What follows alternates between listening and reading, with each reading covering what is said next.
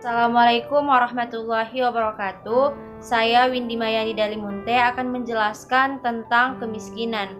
Kemiskinan dapat kita definisikan sebagai ketidakmampuan dari sisi ekonomi untuk memenuhi kebutuhan dasar seperti pangan, pendidikan, dan kesehatan. Dengan kata lain, kemiskinan ini dipandang sebagai hal yang serius dalam masyarakat bahkan negara. Penduduk miskin adalah penduduk yang rata-rata pengeluarannya per kapita per bulan di bawah garis kemiskinan. Kemiskinan ini terbagi menjadi beberapa yang termasuk kemiskinan absolut dan kemiskinan relatif. Kemiskinan absolut bisa kita lihat dari kemampuan pendapatan untuk memenuhi kebutuhan pokok seperti sandang, pangan, pemukiman, pendidikan, dan kesehatan. Jika pendapatan seseorang di bawah pendapatan minimal untuk memenuhi kebutuhan pokok, maka ia disebut miskin.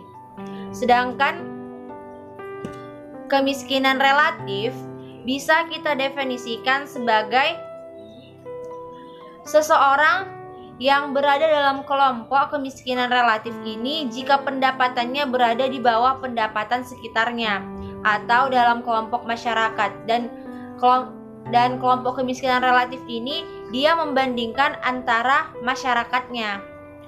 Bisa jadi meskipun pendapatannya cukup untuk memenuhi kebutuhan pokok, namun karena dibanding masyarakat sekitarnya lebih tinggi, maka dia dikatakan pendapatan dinilai rendah. Mungkin itu saja yang bisa saya sampaikan. Wassalamualaikum warahmatullahi wabarakatuh. Baik, bismillahirrahmanirrahim. Di sini saya akan melanjutkan materi tentang pengukuran kemiskinan. Untuk mengukur kemiskinan menggunakan konsep kemampuan memenuhi kebutuhan dasar. Dengan pendekatan ini, kemiskinan dipandang sebagai ketidakmampuan bagi sisi ekonomi untuk memenuhi kebutuhan dasar makanan dan kebutuhan makanan yang diukur dari sisi pengetahuan.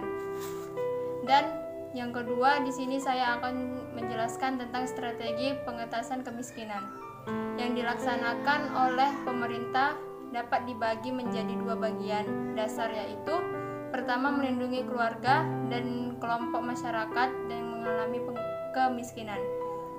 Dan yang kedua itu adalah untuk membantu masyarakat yang mengalami kemiskinan kronis dan menyadarkan dan mencegah terjadinya kemiskinan tersebut. Baik, di sini mungkin hanya inilah yang bisa dapat saya sampaikan. Untuk selanjutnya akan dilanjutkan oleh pemateri selanjutnya.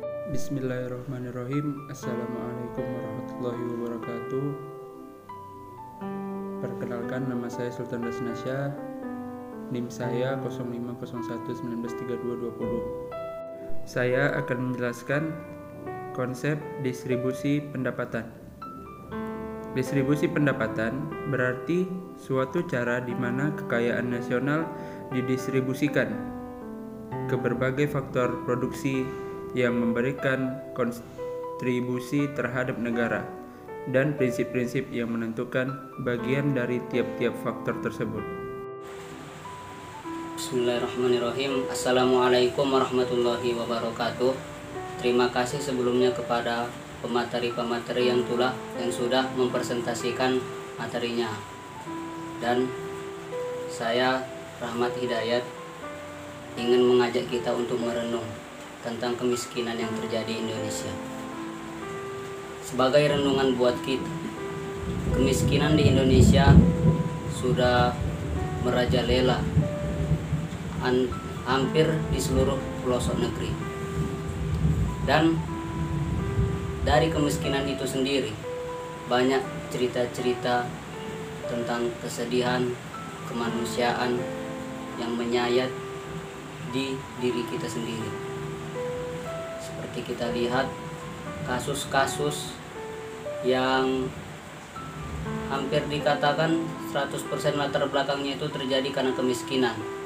Seperti kasus pencurian, maling, dan dengan kasus yang viral baru-baru ini, yaitu tentang penyelundupan antigen bekas di Kuala Namu. Nah, itu bisa terjadi karena apa? Dilatar belakangi karena adanya kemiskinan di negeri ini. Jadi pada kita untuk lebih semangat, giat belajar, bersungguh-sungguh dan bekerja keras agar dari kita sendiri untuk memberantas kemiskinan yang ada di pelosok negeri ini. Terima kasih. Sekian dari saya, Rahmat Hidayat. Kurang dan maaf. Lebih dan kurang saya mohon dan maaf. Wabillahi taufiq wal hidayah. Wassalamualaikum warahmatullahi wabarakatuh.